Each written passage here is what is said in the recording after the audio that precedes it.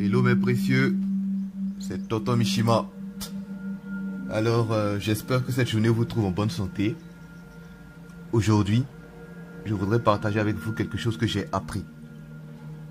J'ai regardé un bon nombre d'entrepreneurs à succès et j'ai remarqué qu'ils avaient tous quelque chose en commun.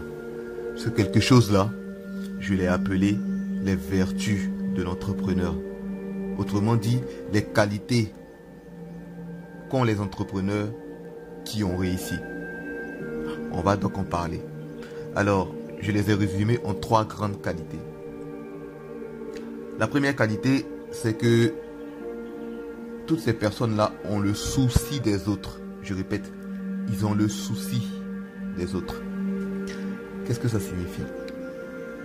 L'entrepreneur qui n'a pas compris que son business doit être une solution à un problème n'a rien compris en fait.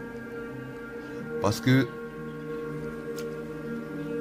l'argent que tu vas gagner, c'est la reconnaissance des gens. Si vous habitez un quartier où il n'y a pas de l'eau et que vous dites, moi je vous commercialise de l'eau, l'argent qu'ils vont vous remettre là, c'est parce que vous répondez à leurs besoins. C'est pas parce qu'ils sont gentils avec vous. Et donc vous devez venir régler un souci, donner une solution à un problème. Et c'est là où on parle de mission. La mission, il faut qu'elle soit claire. C'est le pourquoi de votre entreprise.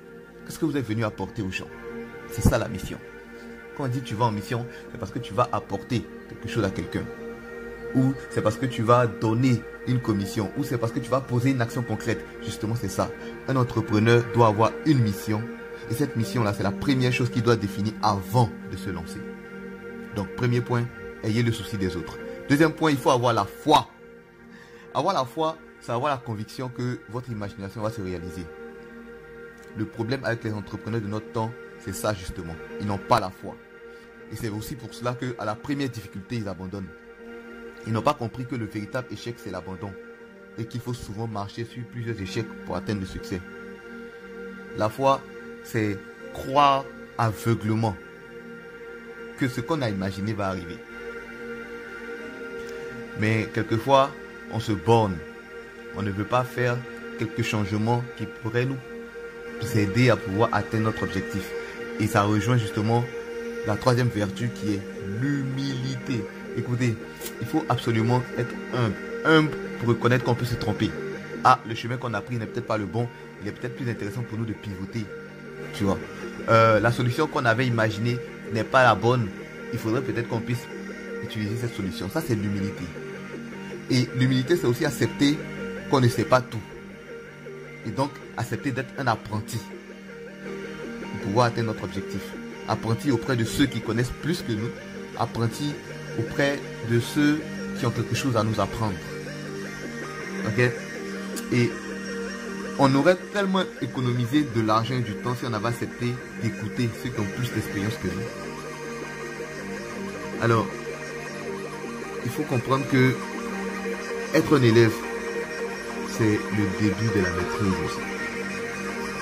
Du coup, mes précieux, il faut vraiment, si vous voulez entreprendre et réussir, avoir ces 3 qualités-là.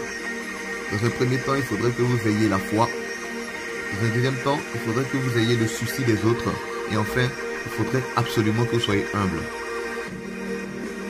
Réfléchissez à ça, appliquez-le et je suis convaincu que vous allez y arriver. Stay gold.